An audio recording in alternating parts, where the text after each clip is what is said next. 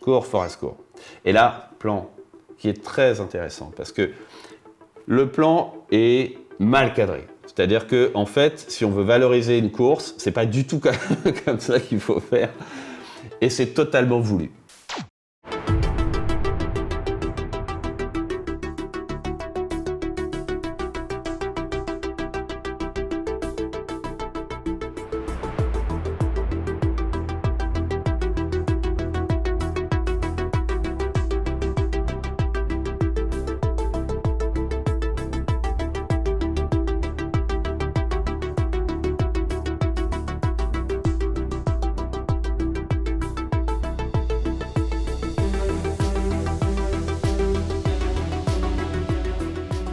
Amis réalisateurs et cinéphiles, bonjour, vous êtes sur Cut Point de Vue.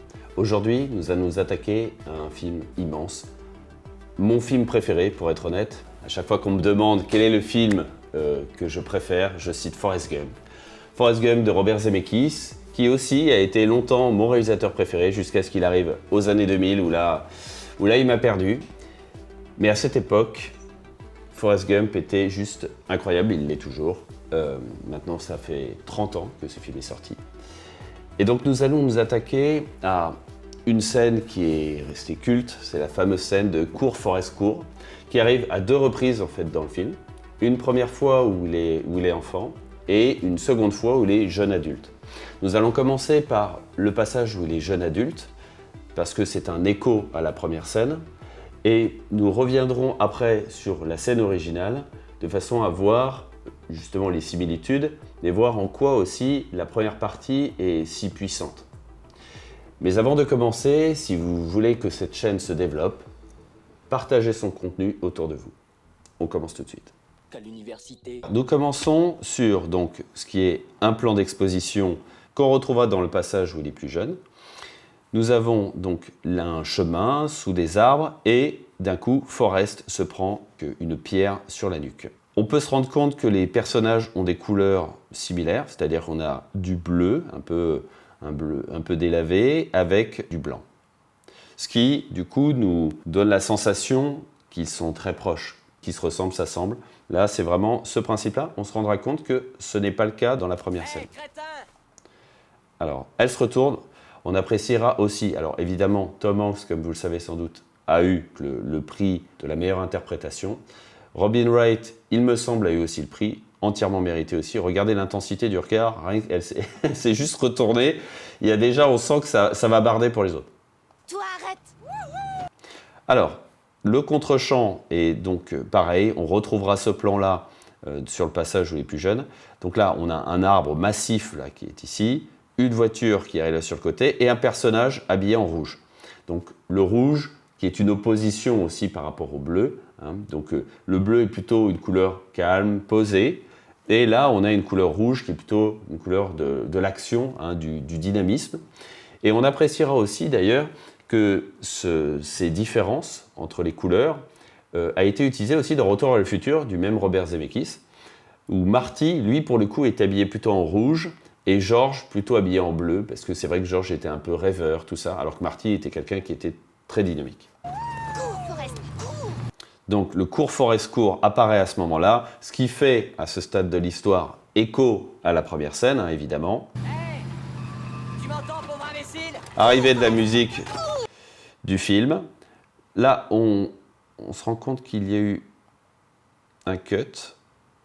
Il y a un cut là qui est un peu étonnant parce que, regardez, elle tourne la tête, donc Forrest est sur le plan avec elle. Et plutôt que de le voir courir sur ce plan-là, le réalisateur va faire un cut quasi dans l'axe, hop, pour en fait resserrer sur Forrest et afin de le voir mieux courir. Je pense très certainement que c'est un retake parce que le raccord n'est pas très élégant et je pense qu'il devait courir sur l'autre valeur. C'est sans doute pas assez clair, pas assez visible et que du coup, ce plan-là qui a été intégré. Allez, court. Là, on revient sur la valeur des antagonistes. Et là, on va avoir un procédé qu'on retrouvera quasi à l'identique dans la première scène. C'est-à-dire que les ennemis passent, elle se décale sur le côté pour ne pas se faire écraser. Et on se rendra compte d'ailleurs que ce sera quasiment le même modus operandi dans la première scène, sauf que c'est plus artificiel dans la première scène, alors que là, franchement, c'est une question de vie ou de mort. Elle aurait pu se faire écraser quand même. SDK. Et le cours là qui est là aura été utilisé, on le verra sur la première scène, dans un seul et même plan, alors que là, ça a été fait sur 2 plans. Il court. Bon là, franchement, lorsqu'on a ce plan-là, on a l'impression que le gars va à 100 à l'heure. Hein. Vraiment, il va très très très vite. On raccorde avec un plan bien large où on le voit courir. On verra que cette valeur de plan-là sera une valeur de transformation pour Forrest. C'est-à-dire que quand il sera en entier dans l'image en train de courir, c'est le moment de la puissance. Et là, on l'utilise évidemment parce que c'est un gain de la première scène. Hein. Donc là, on le suit en travelling sur le côté. Là, c'est un plan de spatialisation qui nous permet de voir où sont les ennemis par rapport à lui. Là, on est à ras du sol pour donner aussi une impression de vitesse. Là, clairement, c'est les plans des chasseurs, clairement, on pourrait dire des prédateurs. C'est-à-dire que leur proie est là, elle est carrément en fait là, dans cette espèce de fuyante, là, ici, dans ce cône blanc. Et on a des ennemis qui sont de part et d'autre. Donc ça fait un autre triangle dans un triangle là, qui est là. Et eux sont habillés en rouge, la couleur de l'action, mais on pourrait dire aussi de la violence. Voilà. Allez, là, de nouveau un plan de spatialisation, mais plus haut. On est moins dans la vitesse, on est moins près du sol, et on voit le véhicule qui se rapproche dangereusement de Forrest. Un plan du véhicule qui s'avance face à la caméra. De mémoire, vous me direz dans les commentaires si je me trompe, mais de mémoire, ce plan est un plan truqué. C'est-à-dire que là, le fond a été intégré. Bon, on notera que c'est particulièrement bien fait. Je pense que c'est parce que ça devait être assez dangereux d'avoir le véhicule qui s'approchait si près, peut-être, d'une voiture travelling. Bon, voilà. Et puis nous, on puisse être aussi proche de ce gars-là. Là, de nouveau, on a un plan de chasseur. C'est-à-dire que là, on a les types qui font un cadre dans le cadre. Donc, on a le cadre qui est ici, mais on a un mini-cadre qui est là, suivi d'un autre cadre qui est ici. Donc, où on a Forrest qui est isolé, qui est en danger. On le voit bien, il est dans le champ de vision du chasseur, qui se rapproche de lui. Et là, vraiment, ce plan qui est filmé à la longue focale, où on voit donc ce véhicule se rapproche, est très dangereux. Et donc, comme la longue focale, au plus, a tendance à tasser les perspectives, on a l'impression que le véhicule, en réalité, est plus proche qu'il ne devait l'être lors du tournage. Il devait être un peu plus loin, mais là, du coup, ça tasse complètement.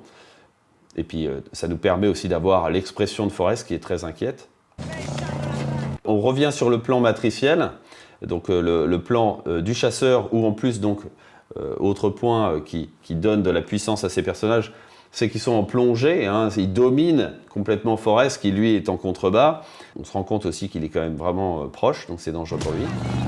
Clairement aussi pareil, ça permet de spatialiser Forrest par rapport au véhicule. Et d'ailleurs, on va voir qu'il va y avoir une astuce qui ne marche pas complètement. Mais là, on voit que le véhicule est vraiment dangereusement près de ce qu'on peut imaginer être un cascadeur là. D'ailleurs, on a vu que le véhicule ralentissait. Bon, sans doute aussi parce que les mecs sont pas complètement fous. Je pense pas qu'ils comptent écraser Forrest Gump.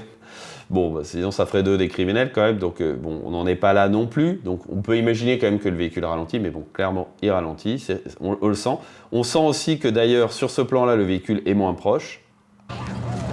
Là, elle est vraiment particulièrement proche. Et là, vous avez vu l'astuce, c'est-à-dire que le réalisateur s'arrange pour cacher la spatialisation. C'est-à-dire qu'on avait les jambes qui étaient par ici, le véhicule qui avait le capot qui était là, et d'un coup, la caméra bascule de façon à effacer Forrest de l'image, on ne le voit plus, on reste sur la carrosserie et le pneu. Donc là, on ne sait plus trop où est Forrest. Éventuellement, on pourrait imaginer que Forrest est accéléré d'un coup et dépassé le véhicule, on ne sait pas trop. Donc ça brouille un peu les pistes pour pouvoir revenir ici et on se dit « Oh là, il est plus loin ». Moi, ça me choque toujours, ce passage-là, parce que vraiment, il est vraiment beaucoup trop loin par rapport au plan qu'on avait vu avant. Mais je pense qu'ils ont essayé d'effacer, parce que ça aurait été encore plus choquant si vraiment on l'avait vu si proche sur un même plan, et d'un coup avoir vu ce plan-là, c'était vraiment très choquant. Je pense que la volonté était là. Là, on notera qu'ici, pour le coup, on a beaucoup plus de profondeur de champ, on est sur une focale plus courte. Et là, il arrive, et hop, ce procédé sera utilisé aussi avec l'enfant, c'est-à-dire il arrive vraiment très proche de nous, et d'un coup, hop, il bascule, il sort du champ, ce qui est une astuce aussi de réalisation, parce que ça va permettre de donner l'illusion de la continuité, alors qu'en fait, il y a une tricherie. On va la voir tout de suite.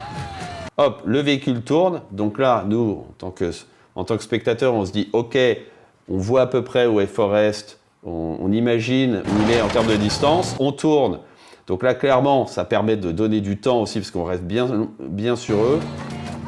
Quand la caméra élargit, on se dit « Waouh, il est super loin comme ils ont fait ». Clairement, il y avait un cascadeur qui attendait sans doute ici. Au moment où le véhicule commence à arriver avec la caméra panote, le comédien commence à courir, alors que notre Tom Hanks est certainement hors champ, donc sur le côté comme ça là, de la caméra. Et donc là, ça nous donne l'impression qu'il y a une accélération incroyable. Donc là, on sent que nos personnages s'éloignent, donc on se dit, ok, la scène est terminée, et il y a un rajout, c'est-à-dire qu'il y a Robin Wright, donc Jenny qui arrive, et qui recommence, court Forrest. Je pense que ce passage-là, également, alors soit était présent à l'écriture, mais moi ça me semble être un rajout, parce qu'on a vraiment la sensation que la scène est terminée par rapport à la manière, le tempo, la façon dont elle est faite. Et je pense que c'est pour, sans doute, l'audience se dire « Attends, pendant toute cette scène, qu'a fait Jenny ?» C'est-à-dire qu'elle est censée aimer Forrest. Bon, ok, elle lui a dit de courir, mais elle n'a rien fait vraiment pour l'aider.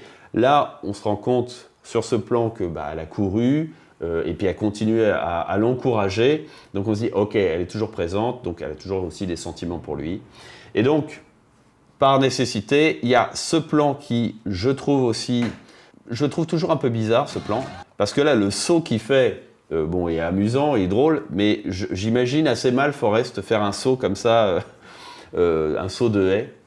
Bon, pourquoi pas. En tout cas, c'est la fin de cette scène, et nous allons voir donc tout de suite la scène qui est plus importante, où il y a plus de choses à aller dénicher, qui est la scène de l'enfance, au moment où il court. Alors, nous commençons par ce plan, qui n'est pas le début de notre scène, mais qui est quand même intéressant parce qu'on voit qu'il y a un code de couleur aussi qui est aussi utilisé. Regardez, là on a du rouge, blanc, bleu, et là on a aussi du rouge, blanc, bleu. Pas avec la même fréquence, mais on voit qu'il y a une volonté d'utiliser le même code de couleur pour pouvoir les associer tous les deux, et donc d'une certaine manière les unir. Je sais pas pourquoi Jenny ne voulait jamais rentrer chez elle. D'accord, Jenny, je reste. C'était ma meilleure amie. Regardez, vous avez vu la finesse de ce plan. C'est-à-dire, on les a tous les deux, et d'un coup la caméra descend, et on est sur leurs mains. Ça, c'est d'ailleurs un plan qui sera utilisé aussi dans le même style dans Seul au monde, des années plus tard.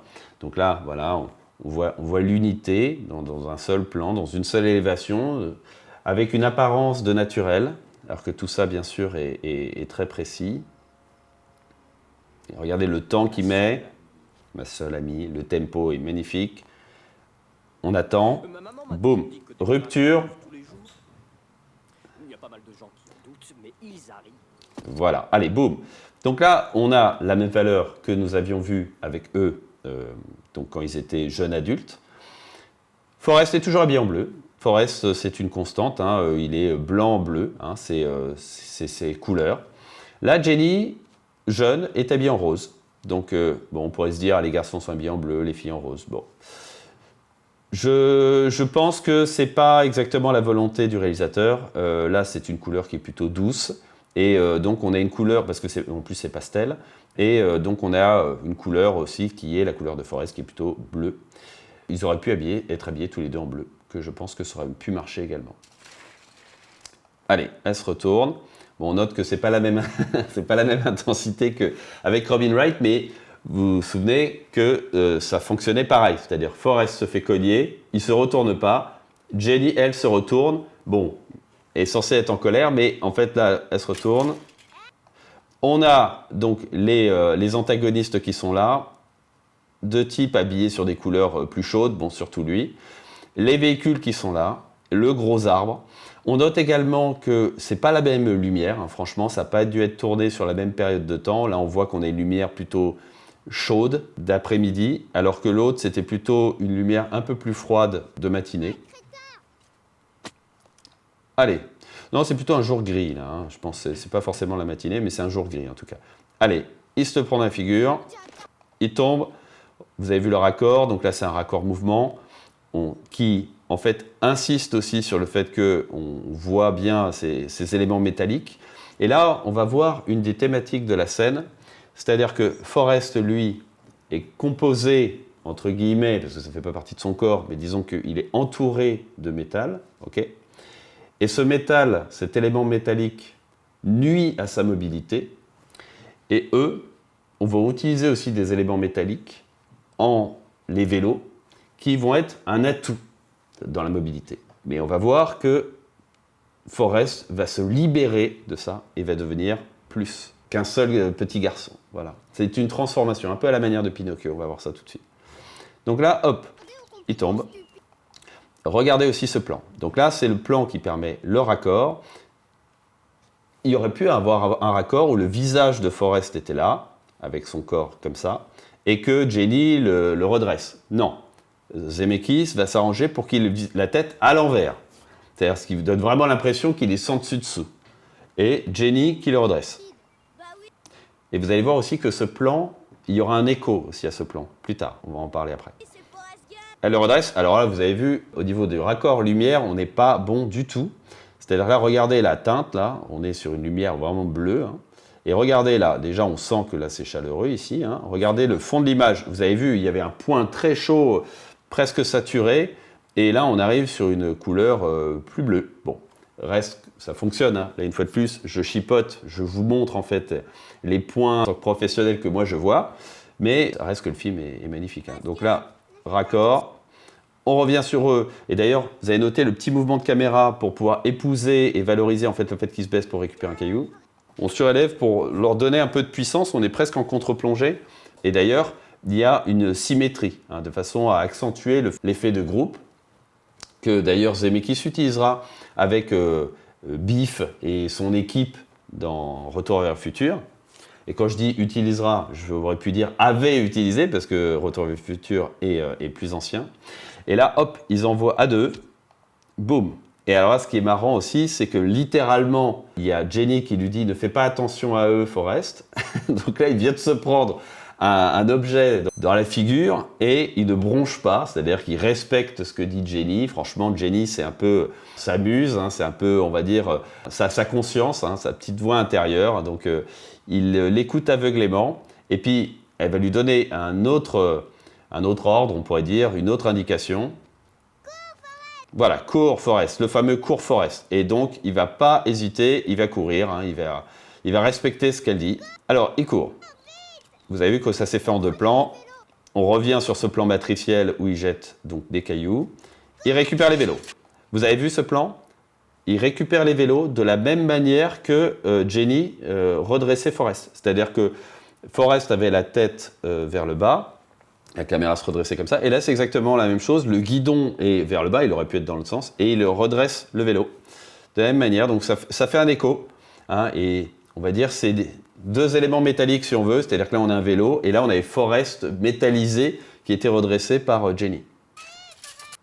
Et ce qui permet un plan de spatialisation. C'est-à-dire que là, on a une fuyante comme ça, Jenny qui est là, Forrest qui est là, et eux qui sont plus importants à l'image, qui sont plus dangereux, qui vont foncer vers Forrest. Ils arrivent. Alors là, vous voyez, ils se barrent. On voit bien qu'ils se barrent sur la droite de Jenny. Donc en gros, ils l'ont contournée. Mais pour autant, hop, elle va se décaler. D'ailleurs, comme c'est une jeune comédienne, on voit que ça manque de naturel. On voit bien qu'elle attend en fait que regardez, elle est là, elle regarde vers le bas, elle regarde pas du tout Forrest alors que normalement elle devrait regarder Forrest. Elle attend le signal et hop, elle avance face caméra comme on a eu un écho quand on voyait donc Robin Wright avancer vers la caméra pour pouvoir encourager Forrest. Cours Forrest, cours. Et là, plan qui est très intéressant parce que le plan est mal cadré. C'est-à-dire que, en fait, si on veut valoriser une course, c'est pas du tout comme ça qu'il faut faire. Et c'est totalement voulu. C'est-à-dire que là, il est il est coupé, on voit pas bien ses jambes, il est taillé vraiment là, alors que normalement, bon déjà s'il était taillé là, bon, on aurait pu avoir la sensation que voilà, il bouge, mais le mieux c'est de le cadrer en entier. Là non, il est cisaillé, il est entravé par ses jambes. Et Zemeckis le signifie comme ça, et à travers le fait on est de 3/4 d'eau en fait par rapport à lui, hein, donc ça valorise pas du tout sa course. Et on a l'impression que, bon d'abord qu'il va aller là, hein, c'est comme si c'était un long tunnel, et qu'on se dit oh là là, il n'est pas prêt d'y arriver. Ça me fait penser d'ailleurs à une autre scène d'un film de Zemeckis, à Retour vers le futur 2, au moment où il y a Marty qui se retourne dans le tunnel, je ne sais pas si vous vous en souvenez, et qu'on a l'impression que le tunnel il est immense et qu'il n'est pas prêt en fait d'arriver au bout. Et ben, ça me fait vraiment penser à ça. On ne va jamais s'en sortir, hein, c'est compliqué. Et le truc fabuleux, c'est que on a l'impression qu'il est esselé, qu'il court comme ça, enfin comme il peut, et on a cette petite voix de Jenny qui l'encourage. C'est sa muse, comme si c'était sa conscience, hein, elle est là, on ne la voit pas, mais elle est présente. On appréciera aussi, on va remettre un petit peu en arrière, le côté quasi naturaliste, on entend les oiseaux, tout ça, qui va être contrebalancé par la musique diégétique du film, qui va arriver et qui va rehausser le niveau, j'allais dire, magique de ce qui va se passer. Alors, et vous avez entendu les oiseaux, et là, la musique d'Alan Silvestri, superbe musique, qui arrive et qui va commencer à dramatiser la situation et qui va donner du sublime à la scène. Alors, allez, il se retourne, cut, point de vue, donc là évidemment c'est articulé comme un cut point de vue, mais c'est pas véritablement le point de vue parce que là il serait beaucoup trop proche et le plan serait normalement un peu de biais, mais c'est articulé comme un cut point de vue. On notera aussi, alors ça pour le coup je ne sais pas si c'est une volonté du réalisateur ou pas, je vous laisse me donner votre avis dans les commentaires, mais on fera aussi attention au fait que alors déjà vous avez vu là il y a beaucoup d'ombre, hein. C'est-à-dire que c'est pareil, on n'est pas dans la même période de journée, là on est vraiment dans l'après-midi, on a des lumières vraiment très présentes, rasantes, et en fait le chemin est moucheté, c'est-à-dire qu'on passe d'une zone lumineuse à une zone sombre, okay, ce qui fait autant d'intensificateurs, parce qu'on ne voit plus les personnages, puis après on les voit et tout ça, mais d'une certaine manière ce qui les emprisonne aussi, parce que ça fait différentes zones de lumière dans des zones d'obscurité. Et on verra qu'à la fin de la scène, il n'y aura plus ça. Alors, est-ce que c'est une volonté ou pas? Je vous en laisse juge. Alors là, pareil, hein, même chose. Hein, vous avez vu, obscurité, lumière. Bon, ça va se ponctuer comme ça jusqu'à la fin. Donc là, on est plus serré sur lui, toujours de 3/4 d'eau. Hein, donc, c'est-à-dire qu'il n'est pas valorisé. Et là, pareil, on ne voit pas ses jambes. C'est-à-dire qu'il y a sa tête, ses jambes qui sont séparées. Comme si ça ne fonctionnait pas en harmonie. Regardez, là on n'a que les jambes. De nouveau, le sol moucheté. Les ennemis qui arrivent. On notera que ce plan fait penser aussi à la valeur où on avait Tom Hanks qui courait, on était à ras du sol, hein, ce qui donnait de la vitesse. Là, on a la sensation que, au contraire, bon, les véhicules déjà se rapprochent et que lui fait ce qu'il peut, mais il n'arrive pas à les distancer. Hop, là, on raccorde. De nouveau, on l'a de 3/4 d'eau. Bon, lui, on l'a de face, mais au niveau de son positionnement de corps, il est 3/4 d'eau. Là, plan terrible, hein, ça valorise beaucoup le vélo, et on a l'impression que ce vélo qui tourne à toute vitesse, on a l'impression, je sais pas, moi ça me fait penser à une espèce de scie sauteuse, là, comme si ça c'était une planche de bois et qu'il va le tailler, quoi. Vraiment, ça donne dangerosité. De nouveau, les jambes seules. Là, il galère, toujours le sol moucheté. On commence à ralentir, on bascule dans quelque chose, et il va se passer quelque chose. La puissance de Jenny qui lui donne de la force. Eux qui arrivent, la menace qui est plus proche de la caméra, donc ça donne aussi de l'intensité. On se dit, oh là là, comment va-t-il s'en sortir?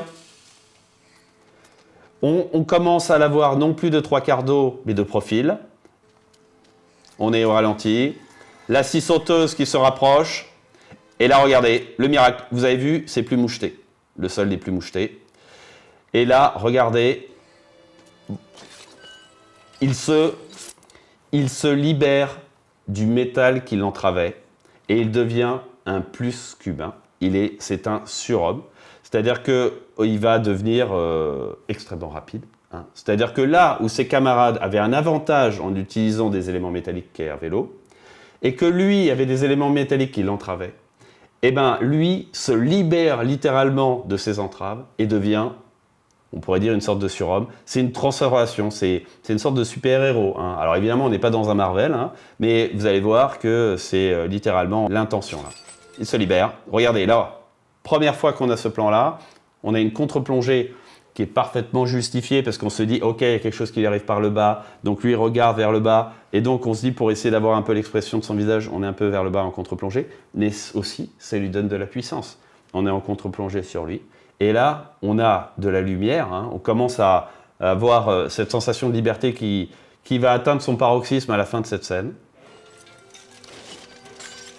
Libération, regardez tous ces déchets qui dégagent là, et lui, on sent, bon, je pense pas que c'est le même enfant, hein, parce qu'on sent qu'il a une musculature vraiment plus importante, qui se libère hein, véritablement. Là, regardez, là, subitement, on a l'impression, même si ça fait toujours, on a toujours l'impression que c'est une menace, avec cette musique, plus ces déchets, tout, on a l'impression que ce plan est moins menaçant.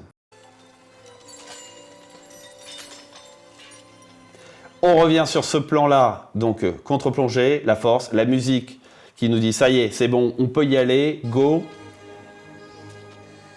Voilà, les déchets qui sont du passé, on a l'impression, hein, tu vois. Là, il le dépasse comme si, en fait, finalement, c'est ce qui aurait dû se produire. Le vélo aurait dû rouler sur Forrest avec ses attaches, mais ce n'est plus le cas. Maintenant, Forrest est libéré. Et là, regardez, il est sur un plan d'ensemble. Ça y est, tête et corps, bassin et jambes, ça y est, ne font plus qu'un. Donc maintenant, il peut courir librement. Vous ne le croirez pas si je vous le disais. Il dépasse la caméra, même au ralenti, hein, c'est-à-dire qu'il est au ralenti, mais pour autant, normalement, il devrait rester tout le temps à la même position, hein, s'il était à la même vitesse que le travelling, sauf que là, il le dépasse. Donc ça donne la sensation qu'il est plus rapide. Mais je cours comme souffle le vent. Regarde la fierté du comédien quand il le dit, c'est vraiment très bien joué. À partir de ce jour, dès que j'allais quelque part, je le faisais en courant. Et là, la musique, boum. Alors regardez, même procédé. Donc là, vous avez vu, plus du tout moucheté. Hein. Là, il n'y a plus du tout d'ombre sur le sol. Hein. On est une lumière, ce qu'on pourrait dire flat. Hein. Tout est plat. Voilà, il n'y a plus de contraste. Et on a Forrest qui est là, qui arrive, qui va devancer la caméra. On a les ennemis qui arrivent. Il devance la caméra. Donc on se dit, ok, on visualise de la même manière à peu près où il en est. La caméra panote. Et là, waouh, on se dit, ouais, il est super loin, il est jusque là-bas. Donc, évidemment, l'enfant, le comédien, est parti par là. Et là, c'est, on va dire, un autre comédien qui, en plus, un amplificateur, hein, donc la fumée qui est utilisée ici. Hein, donc, ça fait vraiment penser à ces personnages de Tex Avery qui, quand ils courent, font un nuage de fumée. Hein, tout ça est un peu comique, presque. C'est sans doute une petite machine à fumer hein, qui a permis, en fait, ça. Et donc, on a la sensation qu'il va à toute vitesse. Hein. Voilà. Et là, regardez, c'est-à-dire que eux se rendent compte que le vélo n'est pas suffisant pour rattraper Forrest. Et donc, il l'envoie bouler le vélo, ce qui bien sûr est très drôle. Et là, regardez, on a le plan de la libération. Il court, la caméra s'élève, ce qui naturellement déjà donne du souffle. Hein, on respire. Et regardez, on passe au-delà des feuillages. Et là, on le voit qui court comme ça dans la nature, magnifique. Donc là, on se dit, ok, ça y est, il est libéré. C'est un nouveau Forrest, un Forrest 2.0 qui arrive. Donc de nouveau, le panneau. On note qu'il y a toujours la couleur bleue. Là, on voit que ce n'est pas la même journée d'ailleurs. Hein. D'ailleurs, c'est voulu. Hein. Je pense que c'est une ellipse. Hein. C'est quelques jours plus tard. On voit qu'il court tout le temps. Et donc là, on a une couleur bleue. Voilà. On note d'ailleurs qu'il court beaucoup moins vite que ce qu'on a vu avant. Hein. Donc, c'est-à-dire que c'est vraiment la mise en scène qui donne la sensation qu'il courait extrêmement vite et tout ça. Hein. Là, il y a un amplificateur là sur le côté. Et là, regardez aussi, cette scène est intéressante. D'ailleurs, on se rend compte qu'il a le t-shirt que nous avions vu en fait en introduction de scène, là, quand il était sur l'arbre avec Jenny. Et alors, vous allez voir qu'il y a un code de couleur dans cette scène. Hein, on pourrait dire un stylisme. Je ne sais pas exactement pourquoi, peut-être pour donner un côté rétro à l'image, mais vous allez voir que, donc vous avez vu, c'est plutôt marron, là, marron. Regardez, là, marron rouge, hein, donc parce que pareil, on a un peu de rouge en fait sur le vêtement, marron rouge, un peu partout. Bon, je sais pas trop pourquoi, c'était moins le cas dans les autres scènes, alors là, vraiment, dans cette scène, je trouve que c'est vraiment très parlant. Et regardez la dernière astuce aussi de mise en scène, le journal, qui est un amplificateur aussi. On se dit, waouh, il va vite, il y a des éléments qui dégagent sur son passage, hein, évidemment, il y a certainement une soufflerie, un truc comme ça qui a propulsé un petit peu là le journal pour donner la sensation qu'il est si vite. Et une autre astuce que Zemeckis avait utilisée aussi dans Retour à le futur, qui est qu'en fait il y a des personnages à l'extérieur en fait qui sont témoins, donc c'est une dramatisation, hein, qui vont parler du personnage en question. Qui résume bien Forrest, voilà, exactement, il n'a pas de tête, mais il a des jambes. Et on pourrait même dire, à l'instar de Rocky, il a aussi du cœur. Voilà les amis, nous allons nous arrêter ici. J'espère que ça vous aura intéressé. Si c'est le cas, mettez-moi un like. Si vous souhaitez que j'analyse d'autres films, dites-le moi dans les commentaires. Dans 2 semaines, nous analyserons La mort va si bien de Robert Zemeckis. D'ici là, à bientôt.